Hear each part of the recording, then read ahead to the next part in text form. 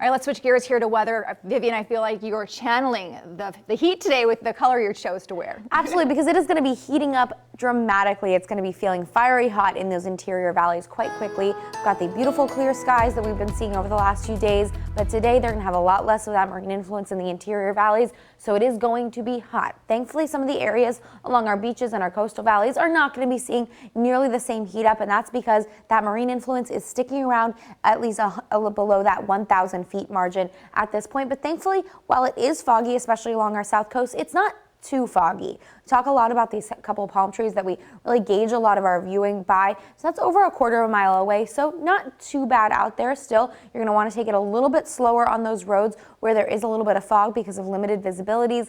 But overall, we're just going to be seeing more of that marine influence sticking around for the morning hours, but it's also going to be burning off really quickly. It's going to clear us out rapidly throughout the daytime hours, and even a lot of those beaches that have really been socked in with a lot of that fog over the last few days, even they're going to be seeing lots of sunshine for today. That's all because a big high pressure system sitting just off towards our east is going to be continuing to stick around. That's really keeping all of that marine influence just below 1,000 feet in elevation, makes it so it's not able to get into those interior valleys and keeping them a lot warmer than elsewhere that does have more of that marine influence, more of that calming and cooling effect towards our atmosphere. So good news there. We are also going to be seeing some of those more mild wind gusts as compared to yesterday. Still gusty throughout parts of the day.